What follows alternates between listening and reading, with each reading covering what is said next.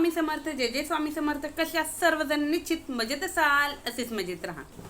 पहा, आपण कधी कधी खूप चांगल्या मूडमध्ये असतो. आपला खूप दिवस छान जाणार आहे असं आपल्याला वाटतं. रात्री खूप सुंदर असं स्वप्न आपल्याला पडलेलं असतं. आपण खूप विचार केलेला असतो की मी दिवसभरामध्ये हे छान काम करणार आहे, ते छान करणार आहे, माझ्या जीवनामध्ये आज पूर्ण आनंद असणार आहे. आपण सर्व काही ठरवतो, पण अचानकपणे आपल्या आयुष्यामध्ये रडण्याची वेळ येते.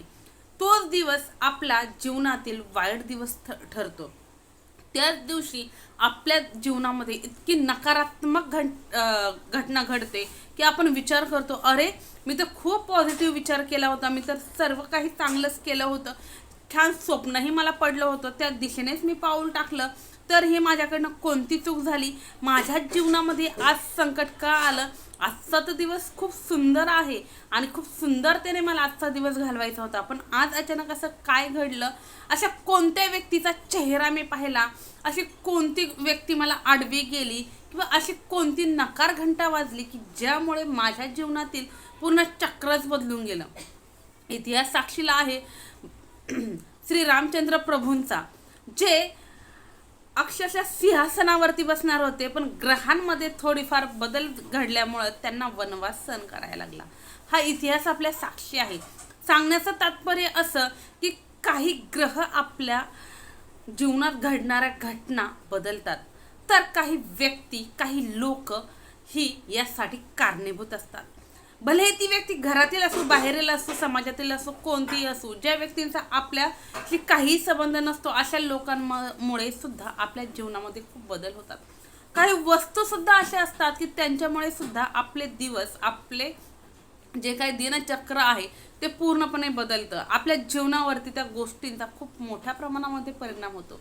आज आपण हेच पाहणार आहोत की हसणारं आयुष्य आपल्या रडण्यात कोण बदलतं. अशा कोणत्या गोष्टी आहेत, अशा कोणत्या व्यक्ती आहेत, अशा कोणत्या वस्तू आहेत की ज्यांचा आपल्या जीवनाशी संपर्क आल्यामुळं आपलं जीवन हे आनंद अश्रूंनी भरण्याऐवजी दुःखद अश्रूंनी भरतं. आपल्याला या गोष्टींपासून, या व्यक्तींपासून, या वस्तूंपासून लांब राहायचं आहे, जेणेकरून आपलं जीवन हे सुखी, समाधानी, आनंदाने आणि स्वामीमय व्हावं. यासाठी हा व्हिडिओ स्किप न करता शेवटपर्यंत पहा.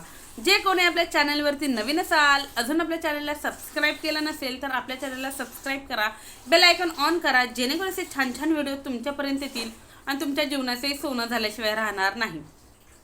अधिक वेळ न घेता व्हिडिओला सुरुवात करूया.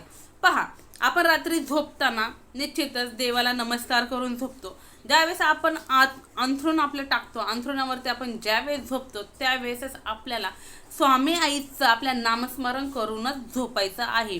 आपल्याला स्वामी आईची प्रतिमा डोळ्यासमोर आणायची आहे, डोळे शांतपणे बंद करायचे आहेत, एकदम शांत व्हायचं आहे आणि बरोबर दोन्ही भुवयांच्या मधोमध आपले जे कोणी गुरु असतील, माझी स्वामी गुरु आहे, तुम्ही ज्या कोणत्या देवतेला मानता त्या देवतेचा फोटो तुम्हाला इथे आणायचा आहे. 2 मिनिटं एकदम रिलॅक्स व्हायचं आहे, मोठा श्वास घ्यायचा, तो रोखून ठेवायचा आणि स्वामी आईचं नामस्मरण करायला सुरुवात करायचं. कमीत कमी 11 वेळा नामस्मरण करा. जास्तीत जास्त तुम्हाला जितका वेळा करते तितका वेळेस करा. हे झाल्याच्या नंतर ना मोबाईल वगैरे काहीच हातामध्ये घ्यायचं नाही, डायरेक्ट झोपून जायचं आहे. शांतपणे झोपायचं, कोणताही विचार मनामध्ये आणायचा नाही, सगळं पॉझिटिव्ह विचार करतच झोपायचं आहे. झोपल्याच्या नंतर ना तुम्हाला पहा इतकं सुंदर अशी स्वप्न पडतील की बस रे बस. सकाळी तुम्ही ज्यावेळेस उठणार आहात, ब्रह्ममुहूर्त म्हणा की कोणत्याही वेळेस ज्यावेळेस तुम्हाला जागेल, ज्यावेळेस तुम्ही उठणार आहात त्यावेळेस उठल्याच्या नंतर ना डायरेक्ट उठून उभं राहायचं नाही. तुमच्या कुशीवरती होऊन तुम्हाला उठायचं आहे. उठून अंथरुणावरती बसायचं, हात जोडायचे, हात जोडून तुम्हाला स्वामीला नमस्कार करायचा. त्यानंतर ना हात सोडायचे, डोळे उघडायचे, डोळे उघडल्याच्या नंतर ना हात असे घ्यायचे आणि आपल्याला मंत्र माहिती आहे, करागे वसते सरस्वती, या मंत्राचं तुम्हाला पठण करायचं आहे. किती वेळा? एकदा बोला, दोनदा बोला, तीनदा बोला, कमीत कमी 11 वेळेस जरी बोललात तरीही चालेल. खूप छान आहे पहा, खूप छान आहे. याच्यामुळे सुद्धा तुमच्या जीवनाची, तुमच्या दिवसाची सुरुवात खूप चांगल्या रीतीने होते. आणि आपल्याला सर्वांना माहिती आहे की आपल्या जीवनामध्ये कितीही काही अनर्थ घडणार जरी असेल तरीही आपण ज्यावेळेस सर्वप्रथम उठल्या उठल्या आपण आपल्या गुरु आईचं स्मरण करतो, त्यावेळेस आपल्या जीवनामध्ये सर्व चांगलंच घडतं. पहा, चाणक्य नीतीतील काही गोष्टी आहेत त्या मी तुम्हाला सांगणार आहे. ह्या गोष्टींना खूप असं आपल्या जीवनामध्ये महत्त्व आहे. तर उठल्या उठल्या आपल्याला सर्वप्रथम करागे वसते सरस्वती म्हणून आपल्या हात डोळ्यावरून फिरवायचे, नमस्कार करायचा, स्वामीचं स्मरण करायचं. त्यानंतर जमिनीवर पाय ठेवण्यापूर्वी आपल्याला प्रथम जमिनीला नमस्कार करायचा आहे. जमिनीची क्षमा याचना करायची आहे की हे धरणी माते, मी दिवसभर तुझ्या वरती माझा बोज टाकणार आहे, तुझ्या वरती मी माझं जे काही जीवन आहे ते व्यतीत करणार आहे, तर माझी रक्षा तू दिवसभर कर. कायमस्वरूपी तू माझी रक्षा कर, तुझ्या कृपा आशीर्वाद कायमस्वरूपी माझ्यावरती राहू दे. माझ्याकडनं काही चुकबुल जरी झाली तरी तुझं लेकरू म्हणून तू मला खुशीमध्ये घे, अशी क्षमा याचना करायची. त्यानंतर आपला उजवा पाय सर्वप्रथम आपल्याला जमिनीवरती ठेवायचा. त्यानंतर आपले जी काही दिनचर्या आहे ती चालू करायची. काहींना उठल्या उठल्या सवय असते की उठल्या अंथरुणावरून की लगेच आरशासमोर जायचं, आपलं तोंड वगैरे पाहायचं, आपण कसं दिसतोय काय. अरे रात्रीतून काय होतो बदल, काहीच होत नाही, आहे तसंच दिसतो. म्हणून उठल्या उठल्या कधीही आरशामध्ये तोंड पाहायचं नाही, कधीच नाही पाहायचं. कारण दिवसभर आपण झोपलेला असतो, रात्रभर आपण झोपलेला असतो. रात्रभर अनेक निगेटिव्ह शक्ती, अनेक निगेटिव्ह विचार, अनेक निगेटिव्ह वेव्स आपल्या अवतीभोवती फिरत असतात. त्या सर्वांचा परिणाम आपल्या शरीरावरती झालेला असतो आणि हा शरीरावरती झालेला परिणाम आपण ज्यावेळेस आरशासमोर उभे राहतो तो रिफ्लेक्ट होऊन पुन्हा आपल्याकडेच येतो. म्हणून कधीही उठल्या उठल्या आरशात तोंड पाहायचं नाही. त्यानंतर पहा, उठल्या उठल्या कुणाचं तोंड पाहायचं, तर तुमचं देवघर असेल तर लगेच जाऊन देवघराच्या समोर उभे राहा. आपले जे देवता आहे, जे आपले कुलदैवत आहे, कुलदेवी आहे, आपली स्वामी आहे, त्यांचा चेहरा पहा, खूप सुंदर दिवस जातो. त्याचप्रमाणे तुमच्या अंगणामध्ये जे तुळशी वृंदावन आहे, तुळशी वृंदावनाचं चेहरा पहा, खूप छान खूप छान. त्याचप्रमाणे तुमच्या घराच्या समोर जर ग्रीनरी असेल, हिरवीगार झाडं असतील, तर त्यांच्या सानिध्यामध्ये खूप सुंदर इफेक्ट तुमच्या जीवनावरती तुम्हाला होताना दिसेल.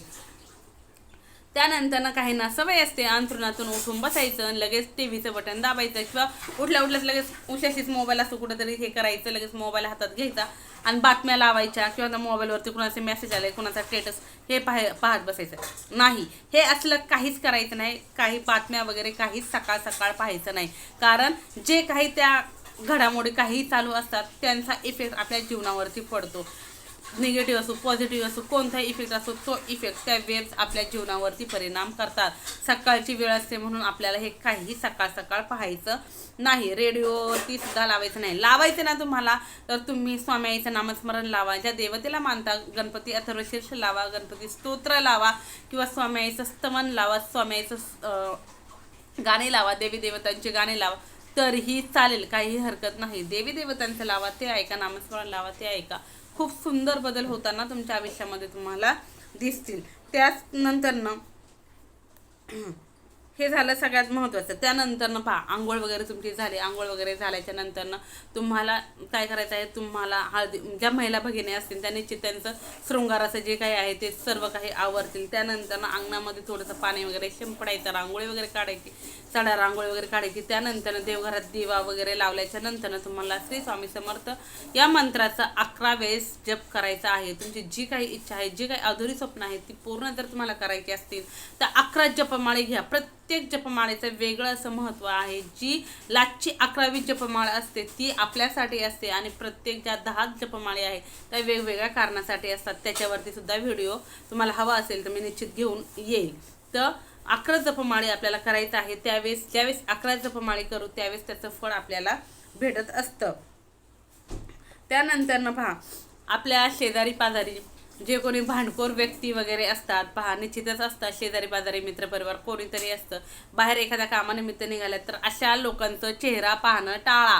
जी लोक तुम्हाला हटकवतात, बाबा रे तू कुठं चालला, बाई गं तू कुठे चालली, अशा लोकांचे चेहरे पाहणे टाळा. ती व्यक्ती जर बाहेर असेल तर कोणाला तरी पाहायला लावा. ती ज्यावेळेस नसेल त्यावेळेस तुम्ही तिथून निघून जा. कामामध्ये अडथळे येत नाहीत. त्याचप्रमाणे पहा, काही लोक अशी असतात पहा, आपण कितीही चांगला असू द्यावं पण समाज कलियुग आहे, बिघडत चाललेला आहे. काही लोकांचं आचरण विचित्र असतं, काहींचं चारित्र्य विचित्र असतं, काहींची रेहनसहन विचित्र असते, काहींचे विचारच खराब असतात. तर अशा लोकांचा सुद्धा चेहरा आपल्याला सकाळ सकाळ पाहायचा नाही किंवा त्यांच्याबरोबर वक्तव्य भाषण करण्यासाठी जायचं नाही. कुणालाही अक्कल शिकवायची आपल्याला गरज नाही. त्यांचा धर्म त्यांच्यापाशी, आपला धर्म आपल्यापाशी. आपण ज्या कार्याला निघालेलो आहोत सरळ रस्त्याने आपण आपल्या कार्याला जायचं आहे. त्याचप्रमाणे सर्वात महत्त्वाची गोष्ट म्हणजे आपण स्वामी मार्गातील आहोत. आपल्याला माहिती आहे की परान्न आपल्याला वर्ज्य आहे. परान्न आपण खायचंच नाही. आपण पहा, आता तुम्ही म्हणाल ताई इमर्जन्सी असल्यावर आपण हॉटेलमध्ये खातो. मग कसं हॉटेलमध्ये आपण खातो तर आपण त्यांना पैसे देऊन खातो, म्हणून ते अन्न परान्नच असतं, पण आपण तिथे काहीतरी देतो म्हणून आपल्याला ते अन्न बाधत नाही. परंतु परान्न आपण का खाऊ नये याचंही कारण सांगते. प्रत्येकजण सेवा करत असेलच असं नाही, प्रत्येकजण नामस्मरण करत असेलच असं नाही. प्रत्येकाचे विचार, धर्म, कर्म, दिवसभरात त्याने केलेली कृत्य हे आपल्याला काहीच माहिती नसतात. म्हणून आपल्याला परान्न खायचं नाही. कळत न कळत त्याच्या घरचं अन्न खाल्ल्याच्या नंतर ते दोष आपल्याला लागतात. म्हणून परान्न टाळावं. आपली बहीण, आपली आई बहीण, बायको किंवा जे आपले रिलेटिव्ह असतील त्यांच्याकडे खाताना सुद्धा आपल्याला गायत्री मंत्राचं नामस्मरण करायचं आहे. एक वेळेस गायत्री मंत्र बोलायचा आहे, 3 वेळेस आपल्याला गायत्री मंत्र बोलायचा आहे. 3 वेळेस गायत्री मंत्र म्हणून झाल्याच्या नंतर ना आपल्याला परान्न म्हणजे आपल्याच घरातील जे आई बहीण किंवा जे कोणी भाऊजाई वगैरे असतील त्यांच्या घरचं अन्न खायचं आहे. म्हणजे आपल्याला कोणतेही दोष लागत नाही. आपल्या घरच्यांचे सुद्धा आपल्याला दोष लागतात. म्हणून आपल्याला गायत्री मंत्राचं पठण करायचं आहे. कारण असं का करायचं तर आपल्याला माहिती आहे जसे आचार तसे विचार माणसाचे घडतात. पहा, आपण कितीही कुणाला जरी सांगण्याचा प्रयत्न जरी केला तरी पण ती लोक आपल्या तोंडावरती हो खरं आहे ना, हो खरं आहे ना असं करतात. आणि आपण 2 पावलं पुढं गेलो पाठीमागे आपली निंदा नालस्ती चालू होती. म्हणून आपल्याला कुणालाही अक्कल शिकवायला जायची नाही. पुन्हा सांगते, ज्याचा धर्म त्याच्यापाशी, आपला धर्म आपल्यापाशी. आपल्याला भगवंताने सांगितलेलं आहे, तू तुझं कर्म चालत चल, मी तुला आशीर्वाद द्यायला खंबीर आहे. पहा, भगवंत ज्या वेळेस देतो त्यावेळेस भरभरून देतो. फक्त आपल्याकडे संयम आणि पॉझिटिव्हिटी असणं गरजेचं आहे. आणि सगळ्यात महत्त्वाचं म्हणजे मी कोणत्याही व्हिडिओमध्ये असं तुम्हाला सांगत नाही की फक्त तुम्ही नामस्मरण करा, सेवा करा, कामधंदा करू नका. कामधंदा केल्याशिवाय कोणतीही सेवा जरी केली तरीही मेवा मिळणार नाही. सांगण्याचं तात्पर्य एवढंच की काही निगेटिव्ह कमेंट्स करणारे असतात. ते म्हणतात जर फक्त सेवेने उपायाने जर काही होत असतं तर कामधंदा शिक्षणाची काय गरज आहे. तर असं नाही. आपले जे कर्म आहे, कर्माला जर नशिबाची साथ हवी असेल, कर्माला जर भाग्याची साथ हवी असेल, दैवी साथ हवी असेल तर आपल्याला ह्या सेवा, हे नामस्मरण हे सर्व करणं गरजेचंच आहे.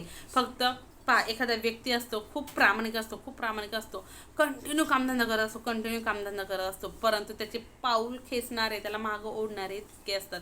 पण ज्या वेळेस तो त्याच्यावरती देवी शक्तीचा वास होतो त्यावेळेस असे कितीही त्याच्या जरी पुढे जरी आले, कितीही समस्या त्या रस्त्यामध्ये जरी आल्या तरी स्वामी म्हणते की थांब बाळा, एक वेळ तुझी नक्की येईल. आणि पाहू, कुत्र्या मांजराचे दिवस येतात. आपण तर माणूस आहे. फक्त मनामध्ये संयम ठेवायचा. आपण करतोय ते सर्व चांगलेच करतोय, आपण कुणाचाही काही वाईट करत नाही, हा विषय डोक्यामध्ये ठेवायचा.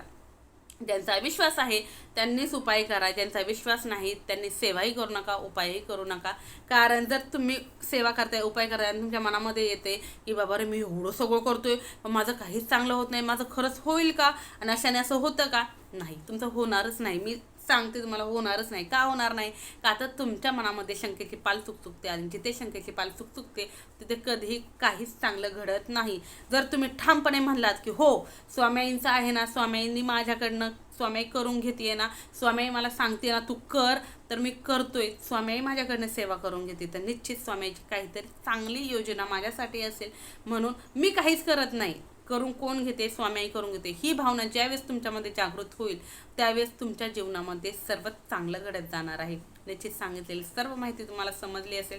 आता कधीपासून हे बदल करायला सुरुवात करायची तर अगदी आजपासूनही केली तरीही चालेल, कधीपासूनही जरी केली तरीही चालेल. निश्चित सांगितलेली सर्व माहिती तुम्हाला समजली असेल. व्हिडिओ कसा वाटलाय कमेंट्समध्ये सांगायला विसरू नका. तसेच कमेंट्समध्ये श्री स्वामी समर्थ, जय जय स्वामी समर्थ हे लिहिलाही विसरू नका. झालेली सेवा स्वामींच्या निर्दू. श्री स्वामी समर्थ, जय जय स्वामी समर्थ. श्री स्वामी समर्थ महाराज की जय.